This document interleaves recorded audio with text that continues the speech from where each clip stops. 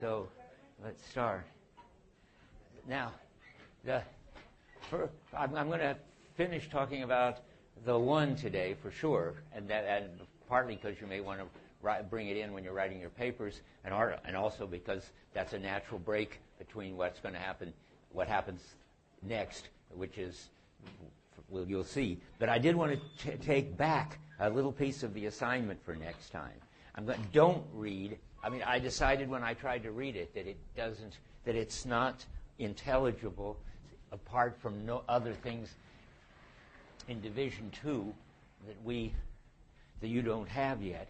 So, and we don't need it. So, but I just didn't want you to sort of burn out your brains trying to understand it when it wouldn't make sense yet. So don't read what's written on the syllabus, which is 389.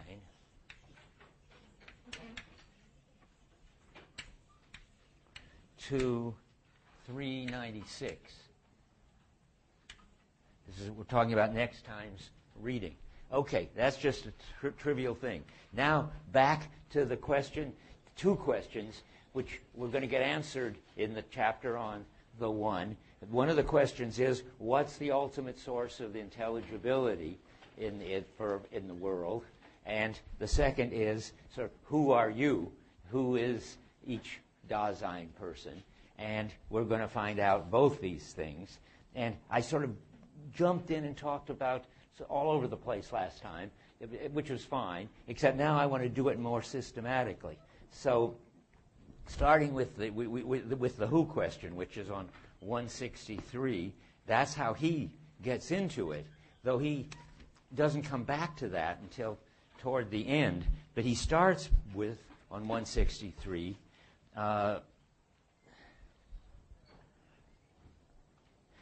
let me see where we are. The ontological relevance of our Dasein being with, where he begins on number 27, German 126, page 123. The ontologically relevant result of our analysis of being with is the insight that the subject character, remember, he's always got to get rid of the subject. The subject character of one's own Dasein and that of others is to be defined existentially, that is, in terms of certain ways in which one may be. In that with which we concern ourselves environmentally, the others are encountered as they are. They are what they do. So I keep saying that every once in a while. This is one of the places he says it. Later in Division 2, he says, one is what one does. That's obviously what you can say once you've got the one thing in there. And I also wanted to give you the punchline, if I could get it right this time, from when I started to say what the people say across the universe. The Father says to the Son, "Why don't you do something?" And you are what you do. And the Son says, "No, you do what you do depends on who you are." And Jude, who is listening in on this, says, "It's you are how you do it." And that's a very Heideggerian answer. You know, that's like talking about the ultimate for the sake of which, in which I said you can't say that somebody just is a role that they're performing, and you can't say they're just the totality of their actions, and their identity turns out to depend on how they're doing their role. So it's sort of not, I can't just be the sum total of Bert Dreyfus's actions and the ultimate for the sake of which just being me. But it's not enough just to be a professor, or not enough even to just be a teacher. So there's got to be this third thing, and this is Division 2 talk. But since I got that story and I was trying to remember the punchline, and I found somebody who did, I thought I would just tell you. So you turn out when you look at it in Division 2, you are the special way that you take over some role which you have to give intelligibility in order to. You have to have an ultimate for the sake of which, and the for the sake of which is the how you take over and perform that whatever public intelligible role you take up, I think. Anyway, that was just filling in. Now we have to go on to the stuff I have to cover today. to begin with, I jumped in without telling you, but you may have discovered it for yourselves, presumably. This is a very, very confused chapter. It's very original in some ways, and very important to make a sense of things, that Heidegger's got two different views going at once, which he doesn't distinguish very well, and which he actually sometimes, I'll show you, goes in the back and forth between them within a single paragraph. I think I already mentioned this last time, but I think it's just important to say it again. And what the one is he's getting from Kierkegaard, in which the one turns out to be very bad. There's a negative story to tell about the norms and about conforming. And the other, I don't know where he gets it, but you will recognize it if you've had any Wittgenstein, which is a positive view that it's the shared practices which are the source of intelligibility, and it's a positive fact about the way we are, that we've got these shared practices, and they form the background of all that we're doing. And it's as if Heidegger has sort of understood and even extrapolated both of them, but they're in complete opposition to each other. And yet, and this is why it's so interesting, it's true that there are these two totally different, opposed understandings of the role of the practices, and and the only way to make sense of it is not to sort of wallow around in the confusion, but to keep your eye on the phenomenon, and when you do, you'll be able to understand, and this is how I'm going to organize it. There is a neutral subject, namely the role of norms and conformism as essential to Dasein. Then there is a negative account of how that can lead to conformism, and that's bad for Dasein. And then there's a positive part, that can be the basis of all intelligibility, is the basis of all intelligibility. And he's got to hold on to all of that. And all you have, and he says, and I'm going to read it to you at the end because it's the last thing he says, is, well, don't worry about the fact that we've got no good ontological way of characterizing all this. Just hold on to the phenomena. That's what you have to do. I'm always saying that, but in this case it's even more important, and that he's saying it, and with that you can sort of find your way through the confusion. Okay, so number one, the neutral phenomena of norms. Mostly what I talked about last time. It coordinates my activity. I am what I do, and I do what one does, and that's always running through whatever he's saying. Why am I telling myself to look at this? Well, I see the middle of 155, another place where he says this kind of thing. The end of the first full paragraph. German 119, Dasein finds itself proximally in what it does, uses, expects, avoids, in those things environmentally ready to hand with which it is proximally concerned.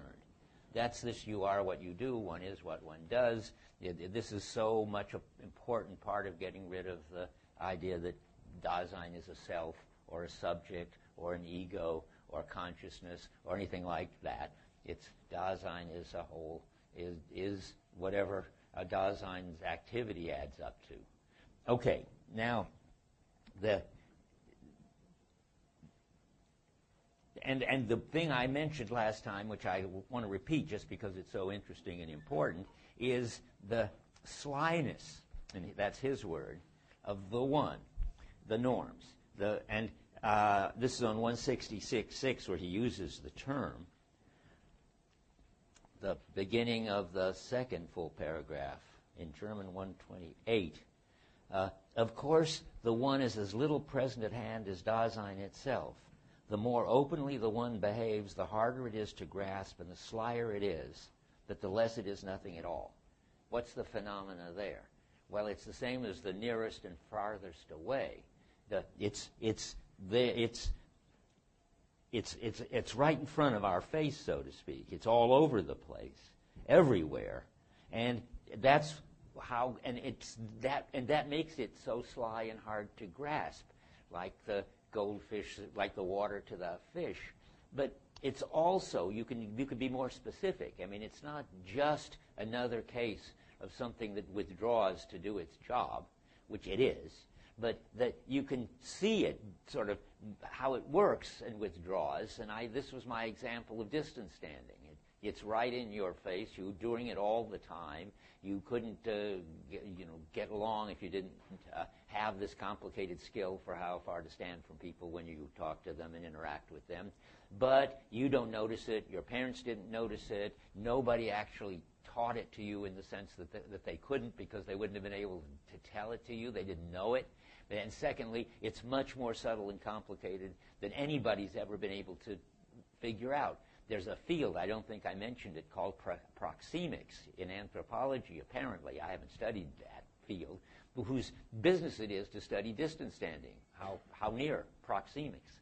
And they try to write the rules for it, but the rules are for any culture. But the rules turn out to always be more complicated and extrapolatable in other situations. I told you how near you stand could depend on whether the other person has the flu, or whether there's an air hammer making a lot of noise in the background, or whether you're standing in a reading room, the library reading room, and you have a skill for getting all of that, getting it right, where getting it right means where you and the other person feel comfortable. And you do it all without in perfect coordination and reach the point where everybody feels comfortable, and it's right there happening in front of you, and it's totally sly. You don't see it, but it's directing your activity. That's a neat point. Heidegger's certainly got it right. And so I got another example I didn't mention, where you don't have to be trying to do it or thinking about it. In other cases where people get on an elevator, and given how many people there are, they distribute themselves in a certain way that seems to work, in which everybody feels at home. They don't all get together bunched up in one corner against each other, except unless there are a lot of people in the elevator, in which, of course, then they do. And that's all. They could feel that and work it out. And it only shows up in breakdown cases. And what would be a breakdown case? Well, John Searle's got this wonderful example of the best kind of breakdown case. He says if you look, you'll see at international, say, philosophy congresses, any kind of international congress kind of meeting, that the people from, how does he say, the people from Scandinavia are, no, the people from North Africa are backing the people from Scandinavia into the corner, because the people from North Africa are trying to get near enough to have a conversation, and the people from Scandinavia are trying to get far enough to have a conversation. Their different distance things just clash, and then you might become aware of it, because it's breaking down. So, and now we've got a name for this. Ontological, existential, characteristic, that people are always governed by the norms and led to do without even noticing it what one does, and that's called distantiality or Abständigkeit at the bottom of page 164, German 127. The one has its own ways in which to be. The tendency of being with, which we call distantiality, and then that's a good translation of Abständigkeit, is grounded in the fact that being with one another concerns itself as such with averageness, which is an existential characteristic of the they. That's not a very perspicuous definition. Because it sounds like you're paying attention, concerning yourself with it. You don't concern yourself with how you get distributed in elevators or how far you stand from people. So let's try the top of 164. Maybe it'll do better. I don't remember. The care about this distance between them, like in distance standing, for instance, but it also could be any other distance, more metaphorical, where how far you deviate from the norms. The care about the distance between them is disturbing to being with one another, though this disturbance is one that is hidden from it. That's the slyer again. If we may express it existentially, such being with one another has the character of distantiality. The more inconspicuous this kind of being is to everyday Dasein in itself, all the more stubbornly and primordially does it work itself out. That's a better, I think, notion of it, though it sounds like he's defining it at the bottom of the page. he's not defining it very well. But distentiality is the name for what? The pressure, you have to say, not concern again. But this sly, how does he put it, inconspicuous pressure to conform to the norms. That's distentiality.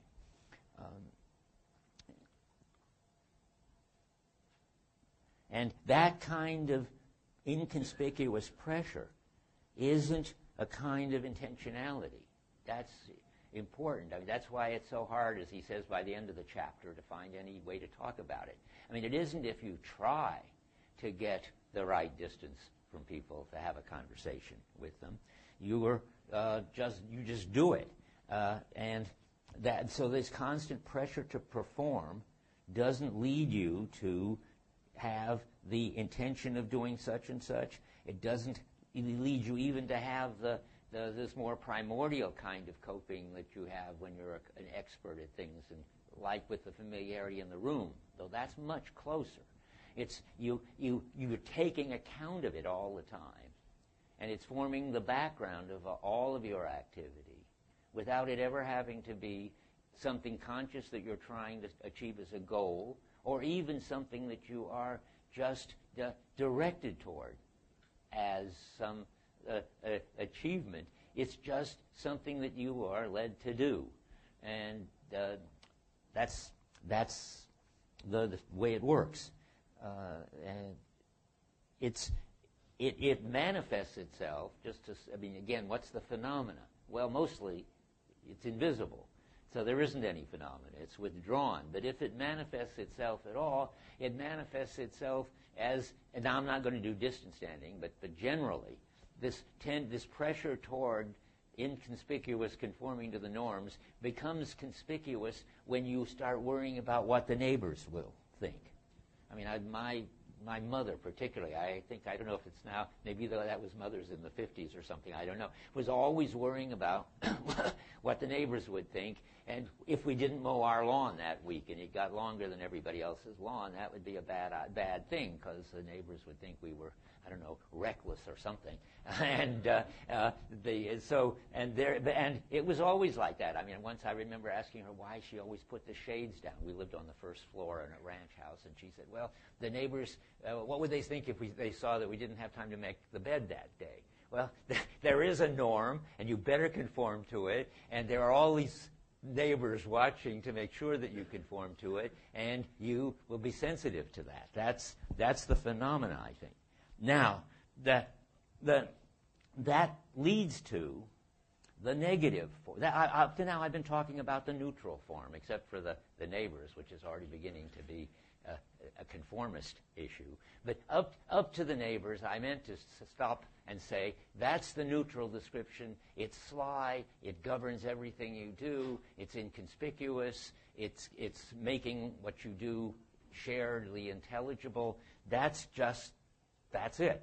Now the negative form. This is where he suddenly switches over, as if somehow the word averageness at the bottom of 164 triggered something in him, which is reading a lot of Kierkegaard, and he goes mad against it. How awful this business, this concern with averageness is. Yeah. I was just wondering if before you moved on, if you could elaborate the intelligent belief point a little bit. I'm saving it till the end. But if I don't get there, remind me. But I will, because there's But just not to be mysterious, I said it already last time when he says the one articulates the referential totality. But I can give you some phenomena for that later. But here he is going completely mad against averageness at the top of 165, about 4 lines down. Still 127 in the German. In this averageness, with which it prescribes what can and may not be ventured, it, the one, keeps watch over everything exceptional and thrusts itself to the fore. Everything exceptional means the German it would be better outstanding. I mean, but that's the idea. I mean, anybody who's doing anything special that gets sort of pushed back to doing the norm, what is the normal thing. Every kind of priority gets noiselessly suppressed. Priority ought to be something like superiority, I think. It's the German word for that outstanding is Vorrang, which would be being ahead.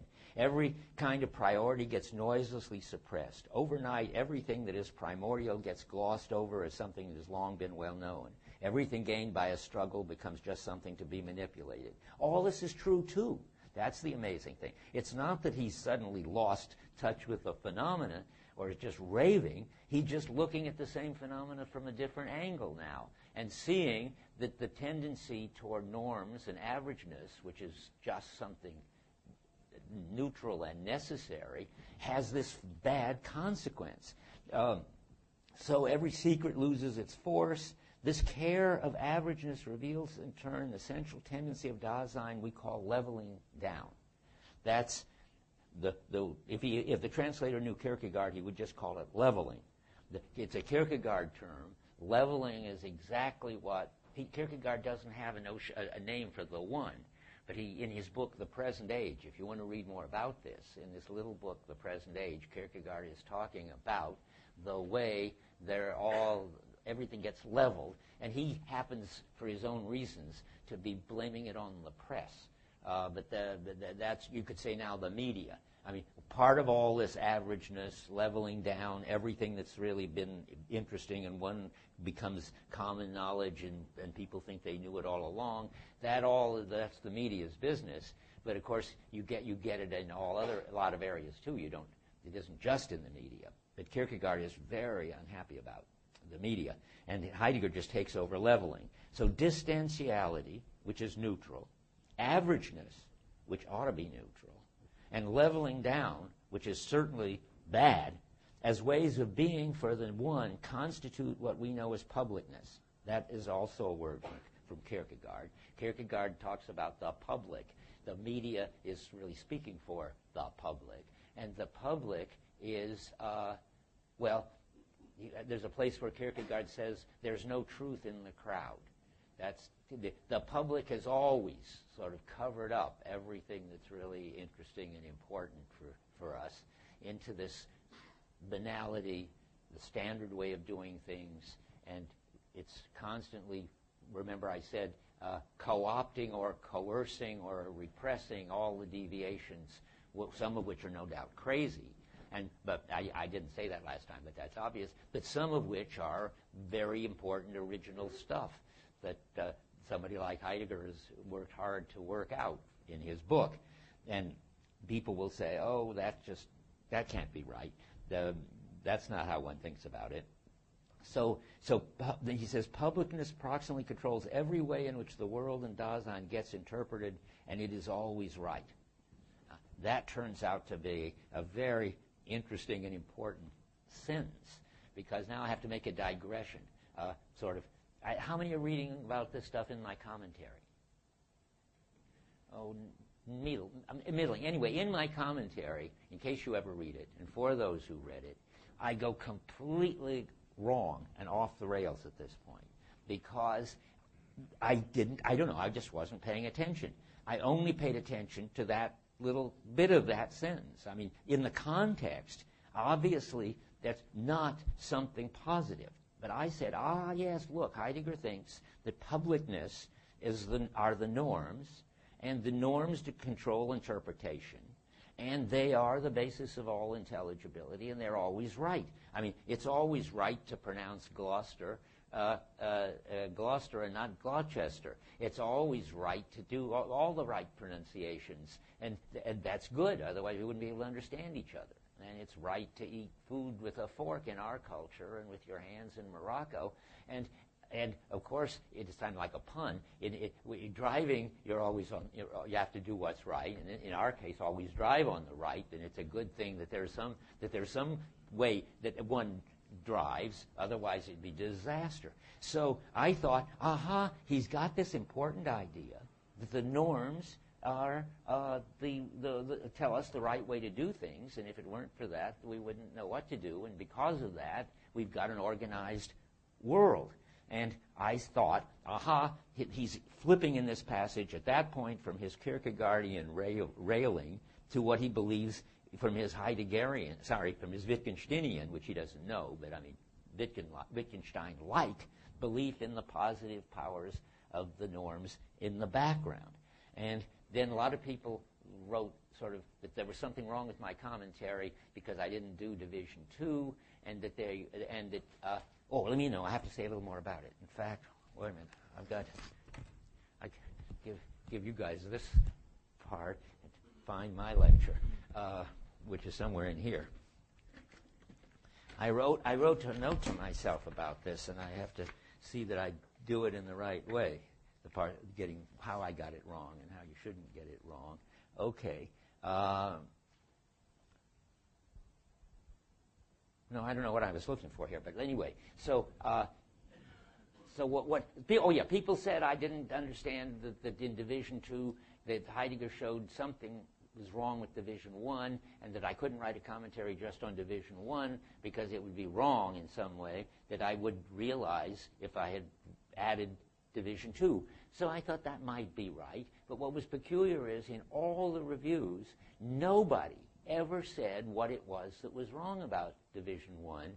If you just wrote what does Heidegger take back that he said in Division 1 in Division 2? And I couldn't find anybody who knew, and it looked to me like Division 1 was right from beginning to end, and that Heidegger thought it was, and if he was taking something back, he would have said so, and so forth. But there is an answer. There is something, and this is exactly the place where Heidegger is saying something, Heidegger is saying something which is only half the story in Division 1. He's not making a fuss about it, but you do have to complete it with Division 2 or you get the wrong view. Okay, what's the wrong view? The one I just gave you.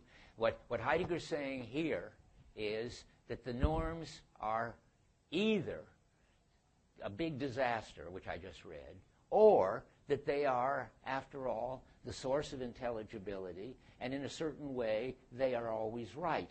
And I went now. Now let's tell you where I went wrong. I mean, what I got wrong was I took from this sentence in isolation the idea that Heidegger thought that there was no higher intelligibility than everyday intelligibility. That's a big. I think Wittgenstein thinks that. I think that it's an interesting thesis, and in a certain way it's got something right. But Heidegger thinks that there is a higher intelligibility that goes against the average, standard, banal intelligibility of the public, and he goes on about it at length in Division 2. And I can just tell you sort of briefly, without your having to know all of Division 2, the higher intelligibility turns out to be a kind of mastery of the culture, in which he gets it from the Phronimos. I mentioned Phronimos last time, I think. He has a lot to say about the person of practical wisdom in Aristotle, who does the appropriate thing at the appropriate time in the appropriate way. Now, that's interesting, because that's, in a way, what you could say about what one does. But one, das Man, the one, the public, the average, does just the normal, average, appropriate thing at the normal, average, appropriate time, in the normal, average, appropriate way, whereas the man of practical wisdom and the authentic Dasein, which is what he's talking about, does the uniquely appropriate thing in this particular situation, in his appropriate way or her appropriate way. And that's the higher intelligibility, to be able to see in a situation what the normal people don't see, with its original and primordial, maybe, that is more basic and more appropriate. And that's what I missed. And I missed it because I did see something. Certainly Heidegger doesn't believe in any metaphysical higher intelligibility. There he is like Wittgenstein. It isn't as if there's, like in Plato, the ideas, which are more intelligible than everyday intelligibility, or Descartes, science, which is more intelligible, or Husserl doing his kind of phenomenology to get us at the real level of the meaning-giving organization of everything. Heidegger doesn't believe in any of those metaphysical things. There isn't any higher source of intelligibility than the one. So it's a very tricky. You don't have a higher source of intelligibility, and in a certain way the one is always right. And yet, there's another sense in which the one is always wrong. And if you just stick to the phenomena, you can see what that means. There's a sense in which that the normal way of doing things is the right way of doing things.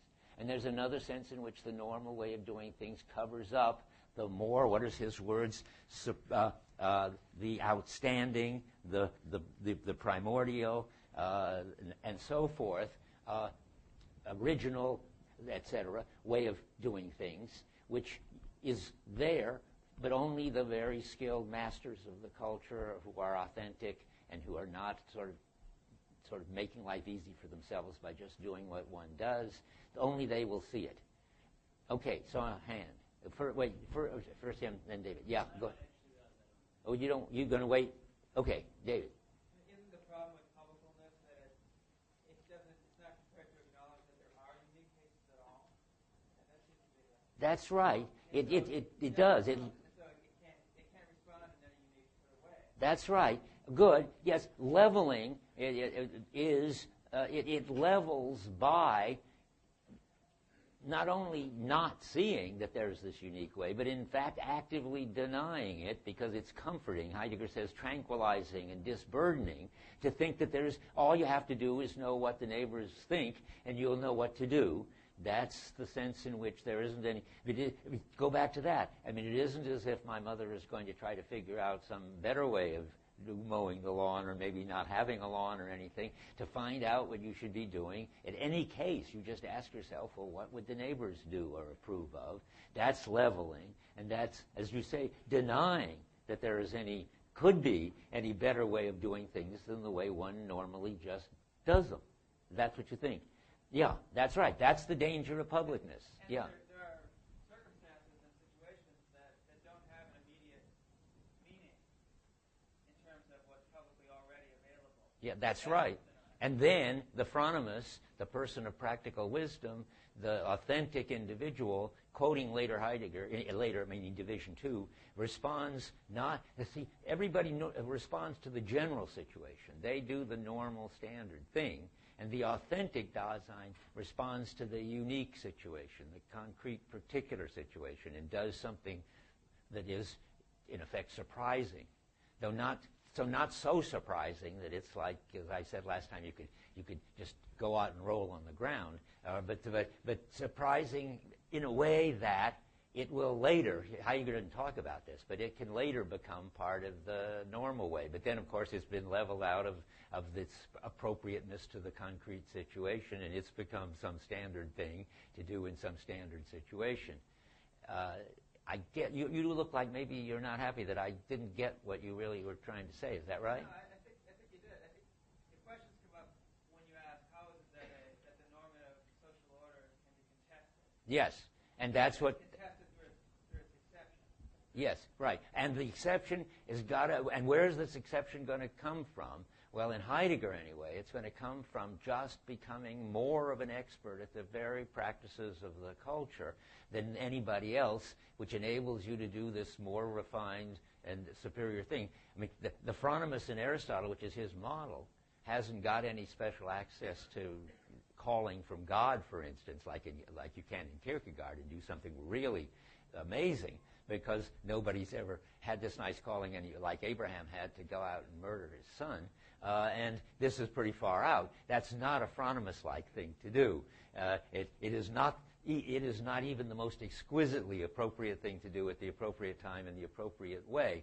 But Heidegger thinks all you need is just sort of better intelligibility. That's what I missed, and that's what most people don't even notice, that Heidegger's got this interesting problem. How do you stay in the one, have no source, not God and not the good and so forth, of any other kind of intelligibility, and still have a higher intelligibility that is what being leveled by the public? That's what I'm trying to explain. Okay. Yeah. First. Yeah. He said no. Okay. Go ahead. Yeah. Tyler. I still have a really hard time understanding the phronesis of the authentic individual. I grasp the formal difference that they pointed to, but the appropriateness of phronesis of Dasman somehow goes wrong because it doesn't realize that there can be unique exceptions. And so I can grasp that the authentic individual would somehow realize that there can be unique exceptions. So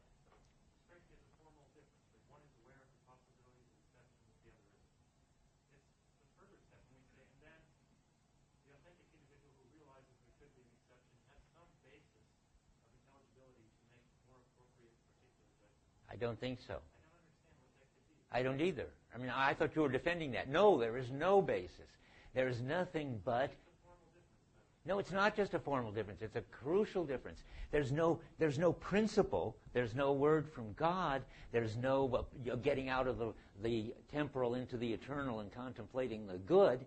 There is just becoming better at being good in your culture than other people. You become, maybe it helps to cite Bourdieu. Do you know Bourdieu? You become a cultural virtuoso. A cultural virtuoso isn't somebody that's got access to some other realm of intelligibility. They just do the culture better than the normal people do the culture. And the normal people think the cultural virtuoso is a deviant of some sort that needs to be shaped up. But the cultural virtuoso is really doing something that is a better expression of the sort of tendency of the style of the culture. I mean, that's how Heidegger sees it, and Aristotle. And but let me. By the way, I didn't expect at all to spend so much time on it. Now I got to tell you where it is at least, so you can at least see. Will help me find the guilt chapter. Oddly enough, it's in the guilt chapter. I won't tell you why. And it's only a page or two. Heidegger gave whole courses on phronesis, and it's typical. Here we are on 346. And it's very, very relevant, so we might as well look at it. In German, it's on 299. So he's talking about what he calls the situation in italics at the end of the first, at the top paragraph. And what is the situation?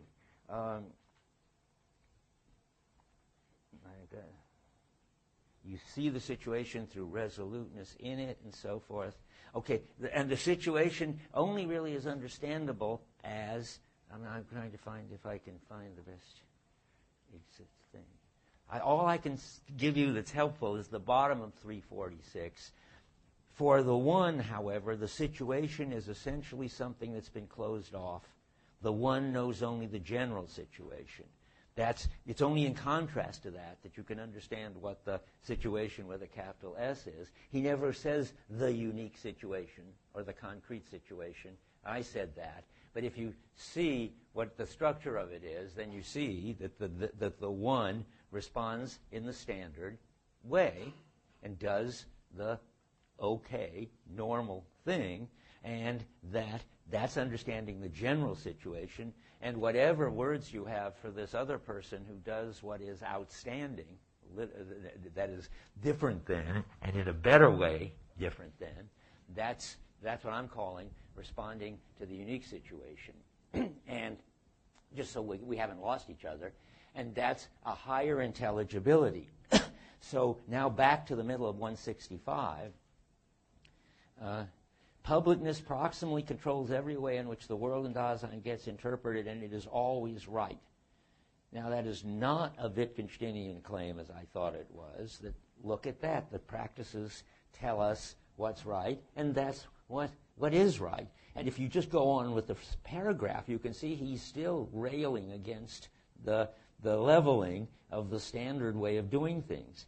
Because he says, not because there is some distinctive and primary relationship of being in which it is related to things, or because that is, it isn't as if the publicness has sort of got at the real truth about things, or because it avails itself of some transparency on the part of Dasein, which it is explicitly appropriated. I wonder if that's the Phronimist. Just a second. Something distinctive. I think that's not because there's an interesting clause, which I never noticed before. That refers back to the response to the unique situation. So he's saying, yes, it's always right. I mean, this is not, I'm not saying I'm just giving more evidence for my view. I'm not disagreeing with myself. I mean, he's saying, yeah, the public is always right. Why is it always right? Well, it's not always right because it's got at a better, clearer understanding of human relationships. It's not because somehow it sees transparently, that is, deeply into the nature of Dasein. Those would be what makes the authentic person right. But it's always right, and now comes what I didn't read and didn't see, stupidly. It's always right because it is insensitive to every difference of level and genuineness and thus never gets to the heart of the matter. Well, boy, that's not a Wittgensteinian claim. That's a very Heideggerian, interesting claim that there is a higher intelligibility that gets at has a deeper sense of what's going on, what the possibilities are in the culture, and a mastery at doing the appropriate thing, and that's it. Bipublicness, on the other hand, we're back to that again. Publicness has no understanding of what is genuine and outstanding and original. Everything gets obscured, and what has been covered up gets passed off as something familiar and accessible to everyone. That's leveling.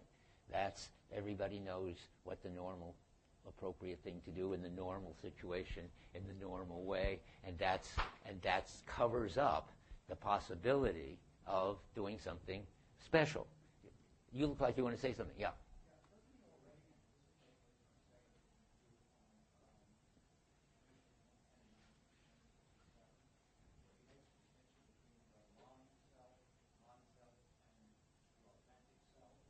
Yes. Wait. Yeah, you don't already, but you just jumped ahead of where we are. I mean, that's right. It's on 167, as you said. Yeah. Okay. Yeah. You're right. We're going to get there. So, anybody else? I mean, yeah. Try and rehash Tyler's question if I understood it correctly. Okay.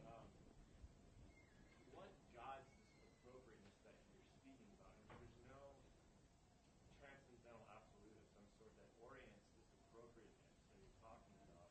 How does this not become some Jesus form?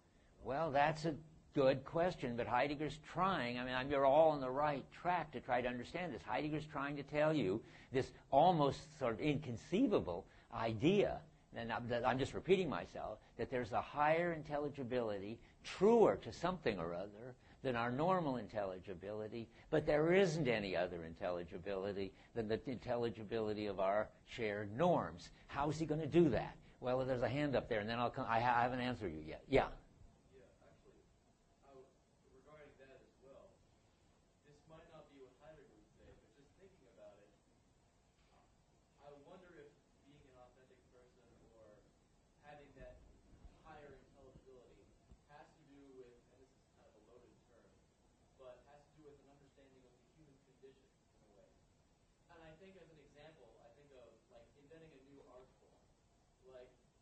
Some genius comes along and invents some totally new style of creating art.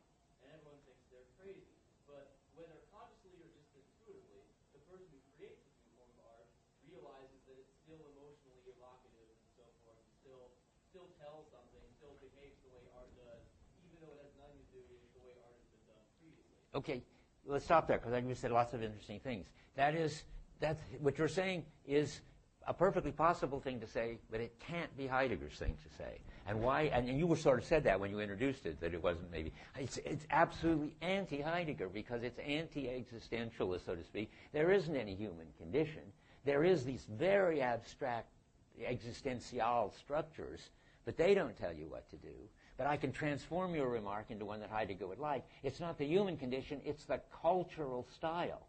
But there is something there that's shared by the people, and they haven't got a very clear, deep understanding of it, but the artist can bring out aspects of so to speak, what the cultural style would be at its best or something, and that's going to be like this other thing, except without the human condition, I think. Yeah. If I could just respond quickly. Yeah. Be that as it may, what inspires the cultural style in the first place? Yeah. It's fascinating. Heidegger has no answer to that, and he knows he has no answer to that, and he thinks that that's a wrong kind of question, something like, why is there something rather than nothing, which he talks a lot about, and thinks that if you think that there's some answer to that, you're still thinking in a metaphysical sort of way. He has a sort of answer. Now I'm going to jump into later Heidegger and say something pretty incomprehensible, and for all I know, also indefensible. We get more light on it, though, but I don't think it's going to help. Heidegger says that it's the German word is Ereignis.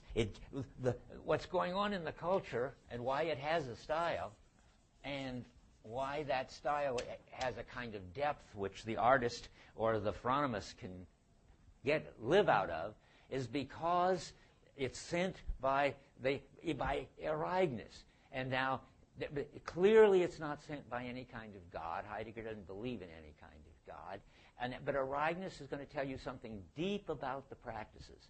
Well, nobody that I know has a very clear idea about that, but one of my favorite TAs says that, and Heidegger does talk a lot about logos as gathering.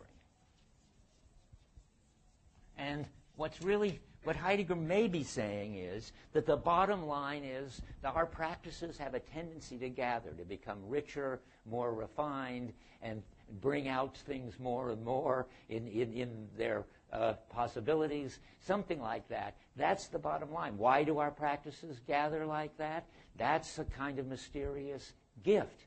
And how many know Derrida at all? It helps to see what would be the denial of it. It would be to say, no, the practices don't gather, they disseminate. Things get less and less organized. But Heidegger's picture would be to take my old TA's example, in a kind of fishing culture, the distinctions of kinds of fish, the kinds of bait, the kinds of weather that you can get, which kinds of fish, and when and where you eat which kinds of fish. More and more gathers around the fishing business. That's how our culture works. It doesn't spin off into endless, disconnected stuff. So another view you could have of how the practices work, and then remember, that's going to have to be the bottom line, I think, for Heidegger. Foucault thinks that the practices work by getting themselves into sort of knots, problems, and then have to find out some way of redefining things so as to get out. So problematization is Foucault's word for it.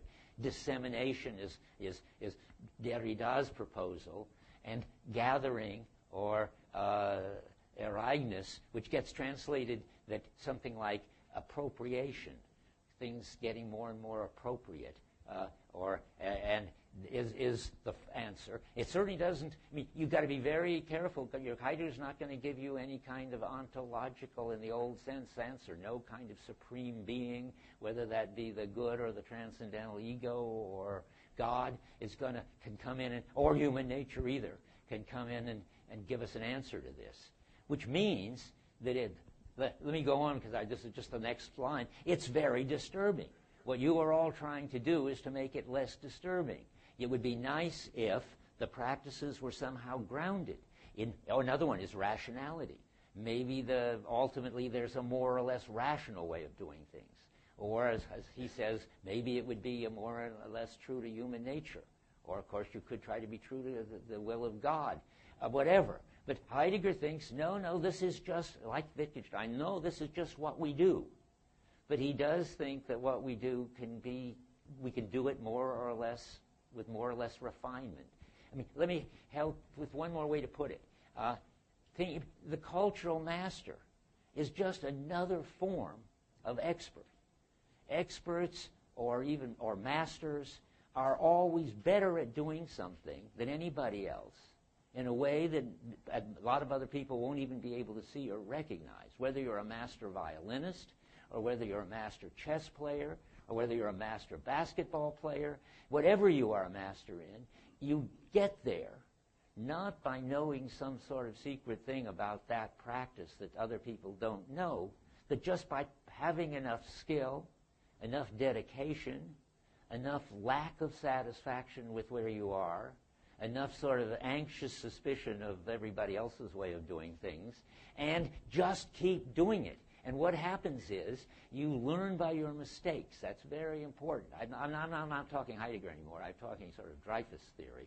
But I mean, you learn by your mistakes, and taking risks, and discovering what works and what doesn't work.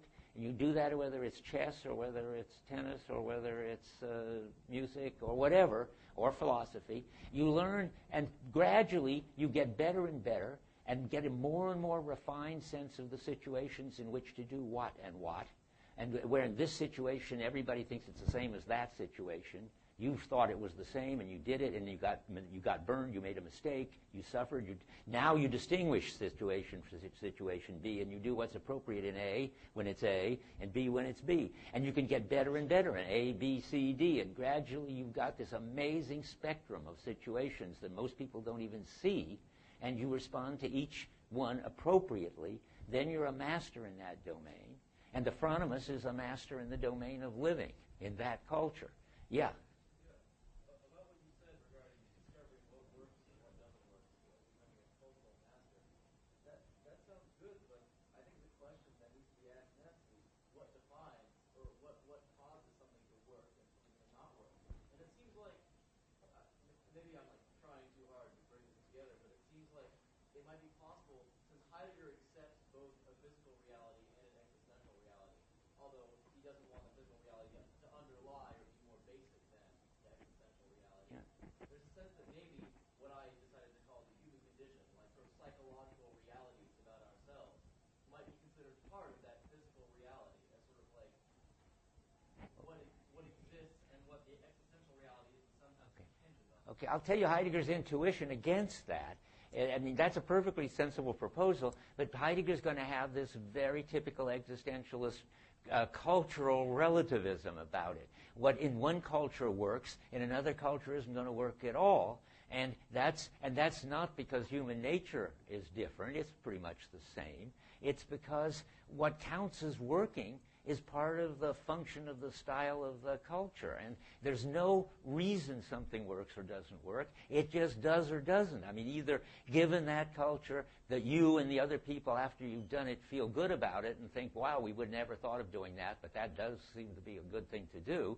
But I got to keep stressing the difference between him and me is very important. He wants some kind of ground. He wants some kind of explanation about why these distinctions are the right ones, good ones to make. And Heidegger's going to resist, like Wittgenstein, any sense of ground.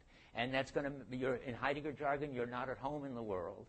And your nature is that you take a stand on your being.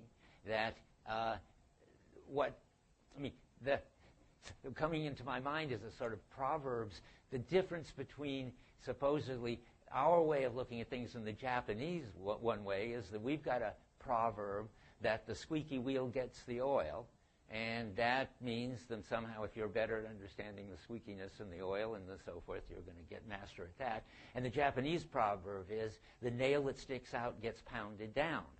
That totally opposite thing. And there, the more you can become part of the group and reach a consensus in which everybody together sees that this is the appropriate way to go, that's going to be what makes that the right way to go. And in a culture in which everybody's an individual and you can make more of a fuss and get more attention than everybody else, then that's going to look like the right way to go. And there's no higher level position from which to say which is right. I was going to get to this, so let me see where we are, because this lack in Heidegger language, we are never at home in the world, which is partly because there's no grounding that settles anything for us, except we just can go do something better and worse without knowing why or how to justify it. There are no principles of any sort, and this is going to make you anxious. If you hear this story right, that he's telling you about the fact that there's nothing more basic than the norms that you happen to have, and the only thing that makes some people more authentic than others is their suffering and learning and risking until they have more sensitivity to the norms than everybody else, and they can extend them. Anyway, if you believe that, you could find that very upsetting, because that is in effect to say our final intelligibility is ungrounded. There's no better culture or worse culture. It isn't as if, it would be nice to think, for instance, that the way we do things is the right way to do things. I tried to think of examples of that. Well, for instance, sitting in a chair Isn't that more comfortable, healthier, and so forth than sitting on the ground or squatting at low tables and so forth? No, that's just it's what we do, is sit in a chair. There's nothing superior about that. But you want to think that somehow our culture has figured out, by much long evolution of the culture and so forth, the best way or the right way of doing things. But if there isn't any best way or right way of doing things, then you get this feeling that things are ungrounded and that we're facing an abyss.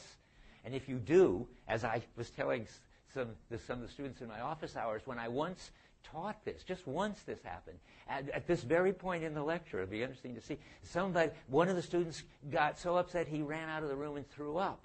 That's really sensing the abyss of groundlessness. And Heidegger would have thought, boy, that was a really authentic person. They understood how anxious this could make somebody. But what Heidegger thinks is you don't need that kind of grounding. It's a mistake to think that if you haven't got a ground, this is a pun in German. There's Grund, which is ground. There's Abgrund, which is abyss. And Heidegger wants to say, you don't have to think that if there's no ground, then you're facing an abyss. I think in a way Sartre thinks that, in Nausea, for instance. It's all just contingent. I don't remember whether Roquentin throws up after he figures this out or not, but he might well. But Heidegger thinks that there is a word he makes up, an unground, an ungrund. And the unground is just what we've been talking about, the shared norms that everybody can recognize, and can even recognize, some of the people can recognize, when other people or them have a better sense of the shared norms. And you don't need, the way I say it to myself is, you don't, and I've never had much of a sense of Abgrund, I must say. I've been perfectly happy with the unground of the norms. But when you've got this unground that we've got, if Heidegger's right, that doesn't keep you from becoming a student, from becoming authentic, from getting married and having kids if you want that, from climbing the Himalayas if you want that. You can lead a meaningful, satisfying life without having solved the philosophical and religious question about why is it all that way and not some other way. That I think is the Heidegger and Wittgensteinian intuition, and it's very anti-philosophical. That's why he's so important and interesting. He's the tradition. Go ahead. But no, your comments are exactly the right ones. Go ahead. I feel like this sort of idea might be vulnerable to the same criticism that cultural relativism is. I mean, we could just bring up the Nazis, for example. That would be perfect. Okay. They're no longer, you could just say the Nazis were like a further development of cultural style. There's no reason to critique them on a grounded standard. Good. That's a devastating objection, and that is the right next move. And I'm glad you made it, because people would be feeling it. The famous person who makes that move and who made it on me once is Jürgen Habermas. Jürgen Habermas said, okay, all that Dreyfus is, I gave a seminar with him in Frankfurt, and he said, yeah, all that Dreyfus is saying is so, but it's about what counts as good relative to a culture. And you could have a very good, exactly what you're saying, a very good a Nazi who had a much subtler understanding of what it is that Nazi culture believes in and was able to do just the appropriate thing. And Habermas said, but what we want to know is what's right. Which culture, which of these various versions of the good is based on the kind of principles that show that it's right. And the answer to Habermas, either you believe Habermas and you go out and you look at Kant, for instance, to find out what's right, or you look at whatever philosopher, or you look at Habermas, who has something he calls discourse ethics, which he claims is valid for any culture that has a language, which is every culture, and defines what, and if you work it out, you'll see what's right. Or you say, which is what Heidegger would certainly say, and now we can think of Heidegger as having read lots of Nietzsche, which he had. Heidegger would just say, there isn't any answer to the question what's right. Wouldn't it be nice if we could know whether there were principles of reason or revelation or psychology or whatever, which told us that the Nazis were the wrong way of doing things and we've got the right way of doing things. And we have a kind of intuition that that must be so and that there ought to be some way to settle it. But nobody's ever come around with any way, and this you have to admit, and it makes you unhappy, and me too, maybe. Nobody's come around with the one agreed upon way to settle the fact that the Nazis are wrong. Is it rational? Is it language and discourse? Is it the Bible? You want to say something? Yeah, because I think part of where Habermas and Heidegger are coming here goes back to mid-Dasein. And it seems like in this section he begins to explore, in almost ethical terms, the relationship of Dasein to other Dasein. He talks about domination and liberation. Heidegger does? Habermas, not Heidegger. Where? Leaping in or leaping ahead. Good. But that's very, very empty and formal. When My point is, Heidegger slides by something, it seems to me, and that is the real otherness of the other. That is, one is dimly aware of a distinction, crucial distinction, that in the world there are things that are Wuhan things and stuff, and then there are these entities that are not things. It's sort of intuitive, they're not things, they're other things. Okay, wait, stop. I agree with you. That this is an important line, but with time running out, but what he's doing is you were consciously, purposely doing Levinas, or you're doing Levinas accidentally. I see. No, I think you're even more doing Levinas. Both Levinas and Habermas were total followers of Heidegger, and then they broke away over just this issue that we're having. And Levinas talks about how other human beings require this total, make an absolute demand on you that you respect them as human beings. It's sort of Kantian end in itself in Habermasish thinking.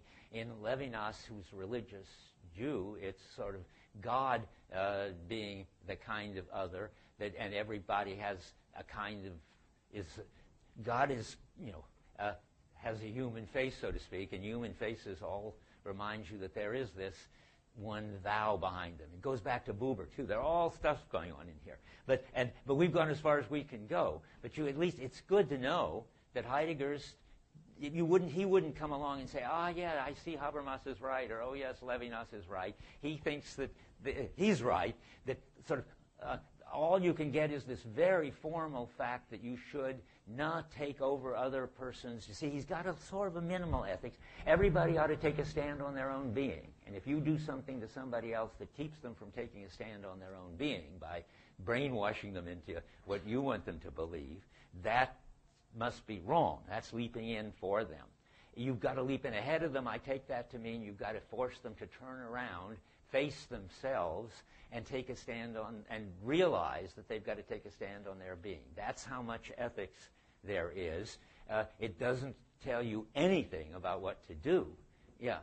But I think there's an ethical point also in Heidegger that it's crucially important to realize the ungrounded status of cultural practices. Yes. The danger is when people take them as precisely grounded, as absolute. Good. That's a good point, too. Yes, if you think that you know what's right, that's a very dangerous position. All right. And Nazis thought they were right. yeah, that's a nice answer to Habermas, isn't it? At least, it sounds like Habermas might himself be part of the problem because he thinks he knows what's right. Never mind. This is a great subject for discussion, but we got to go on. We've got stuff to cover. Where are we? I think Okay, we just saw that all the stuff that really happens in the middle of 165, where Heidegger turns against average and publicness and says, in effect, by publicness everything gets obscured. And what have we been talking about? Well, what is the status of the primordial that gets glossed over, of this higher, outstanding way of acting that gets leveled?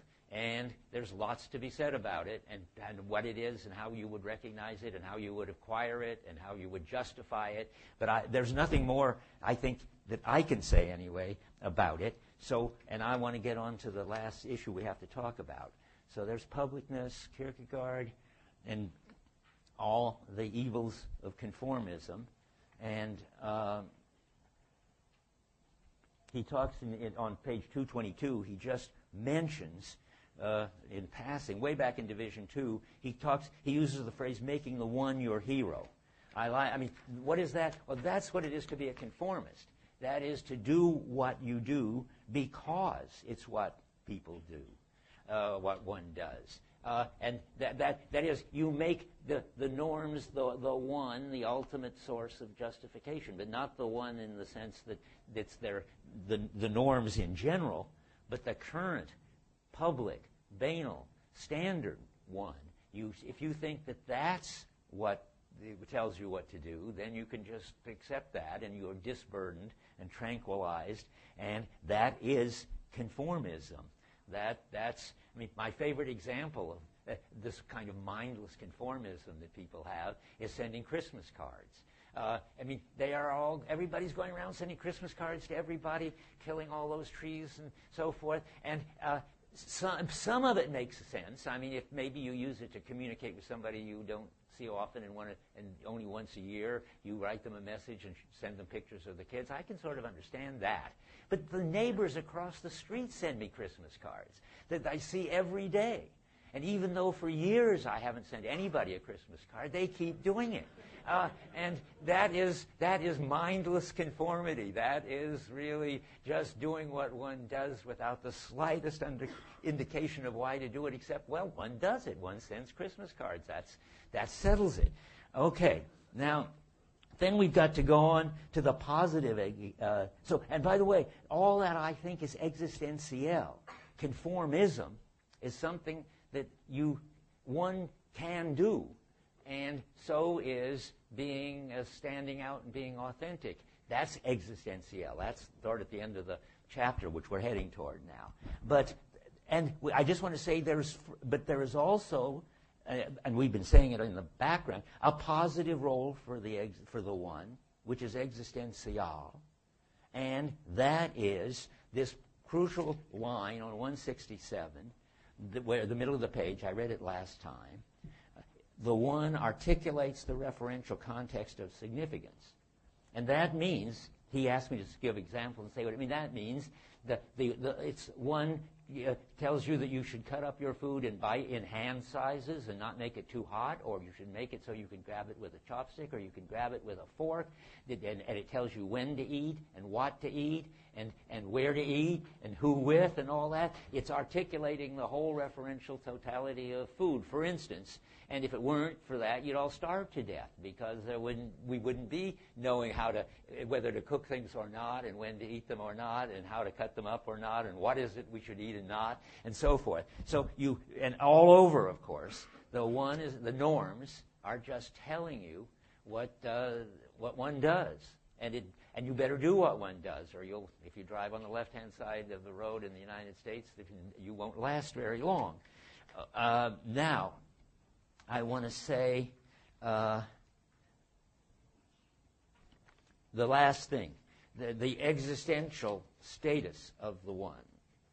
And that's what he comes up with at the very end of the chapter. It says some very interesting things about it, 166.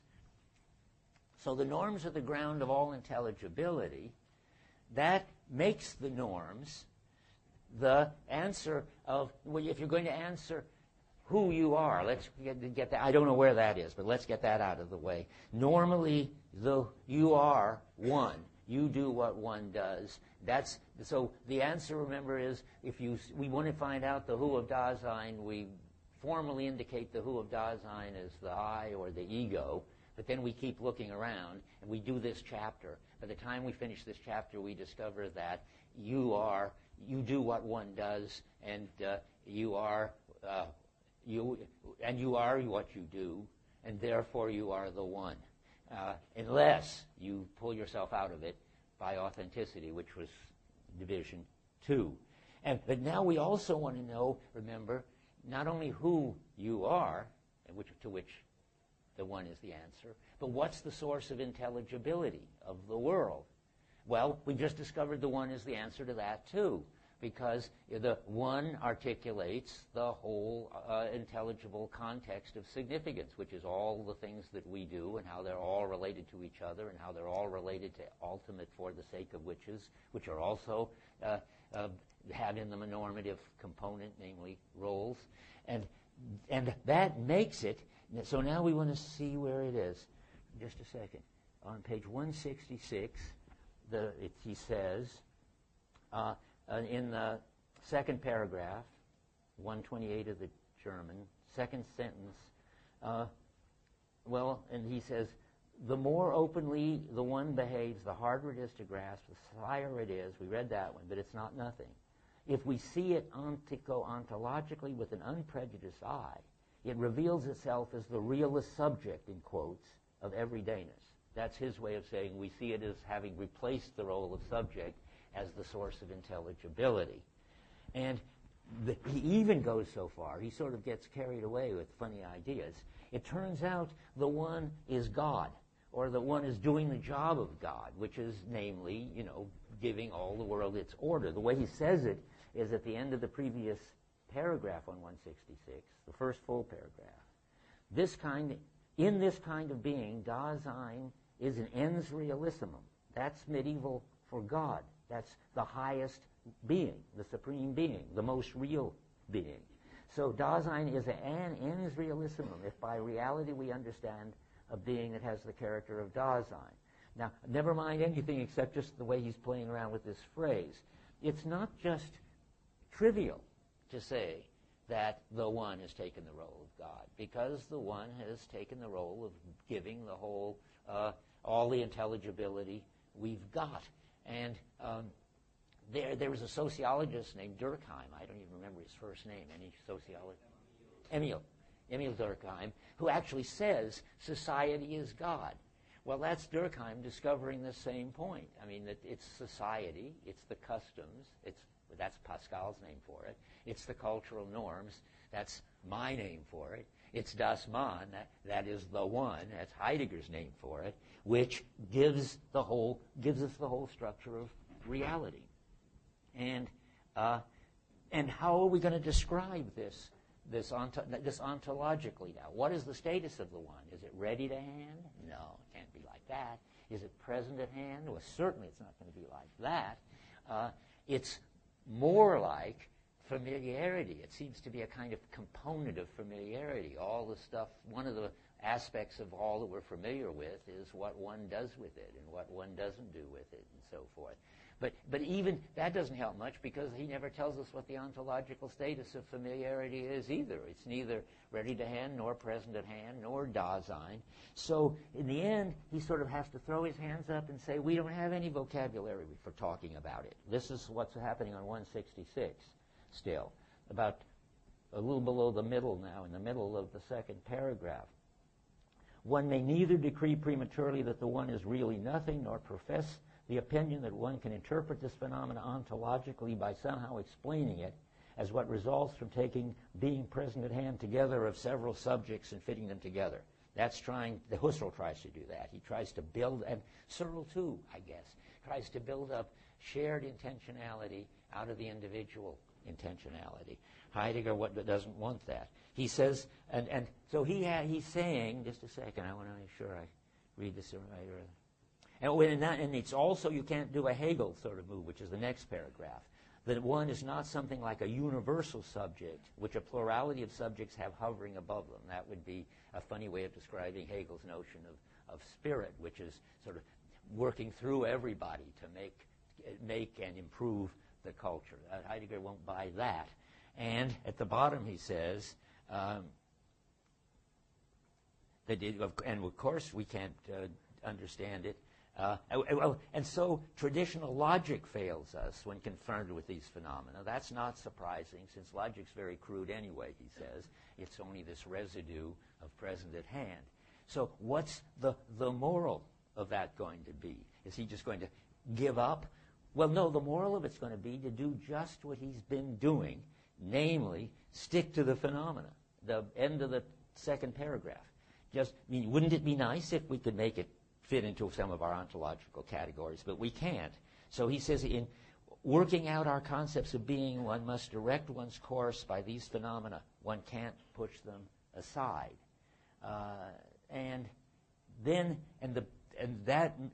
That's what he has to say. I mean, in effect, he's been describing the phenomenon, and we've been describing it for the whole time, and it doesn't fit in his ontology, but he's going to make it absolutely central nonetheless. It is the who, it is of us, it is the source of all intelligibility, and if you can't put it in your ontology, don't worry so much about that. Just stick to the phenomenology. That's the punchline on 248. Oh, and then I forgot what I told you we would get to. We will in just a second. 248. I just want to read the one sentence on 248 of the history of the concept of time. Before words, before expressions, always the phenomena first, and only then the concepts, exclamation mark. So stick to the phenomena. But now I just have time to read what I don't know, it doesn't in my notes, how shocking. So read 167. For one thing, the italics, the they as an existentiale is a primordial phenomenon belonging to Dasein's positive constitution. So that's, remember I said there's the existential negative story about the public and leveling. We've just heard the existential positive story about the function of norms for intelligibility. And now I just want to... So we're ready to read the bottom of 168, and we got just 2 minutes to do it. But you'll understand what might have seemed very cryptic and incomprehensible. The italics in the last paragraph of the chapter. Authentic being oneself. Cross out the one, because that just confuses us. It's really, in German, it would be authentic self-being, or being a self, you could say, does not rest upon an exceptional condition of the subject, a condition that's been detached from the they. It is rather an existential modification of the they as an essential existentiale. Now, I've prepared you for that, otherwise I couldn't tell you in 2 minutes what's going on. Well, the they as an existential, the they as an essential existentiale is public norms. That we've gone over and over now. It's takes the place of God and takes the place of everything and explains who we are and normally and explains how everything is all the time, gets its intelligibility. And therefore, if you were going to be authentic, there are two forms. He doesn't say it here, but I'll say it my way. He does. The one is an existential modification of the they. That is, one way to relate to the one is to make it your hero and to live in terms of it and be a conformist. That would be. So let me try it again. So there are two ways. Let me say it my way, and then I'll read it. There's the existential.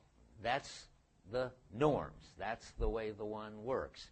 There are two existentials, two ways an individual can relate to that structure, that existential structure. One can either make it yourself, define yourself as the one, and do what one does, and be a conformist. That's an existential modification of the one. Or you can be authentic, and we talked about that. That's a different existential modification. You can either live in leveling and let it tell you what to do at all points, or you can become a cultural master and respond to the unique situation whenever it's important to do so. Now let's read it again. Authentic being oneself does not rest upon an exceptional condition of the subject, a condition that's been detached from the one. So being authentic, you don't get out of the one. It, namely being authentic, is an existential modification of the one. Oh, I was misreading it. And then I started reading it right, and then I got it wrong. So, okay. So there it says authentic self-being, that's fine, is an existential modification. It doesn't say, but I didn't claim it did, that so is being inauthentic, namely living by way of the norms, an essential, an existential modification of what is constant and basic, namely the norms. I think that's pretty clear. Okay, that's one quick remark then, but we're over time. Being authentic doesn't entail that there must always be that which is leveling, because if everyone went authentic, everything, the intelligibility base would disintegrate. I see. Yeah, well, interesting. No, well, the trouble, if everybody went authentic, they could still do the normal, average, banal thing, for instance, when they brought their groceries. So it doesn't, the authentic person doesn't at every moment respond to the concrete situation and never respond to the general situation. And that makes it all right. You're right. If everybody went around all the time responding uniquely to the unique situation, we'd be as bad off as if everybody went around just doing crazy things. Yeah, okay.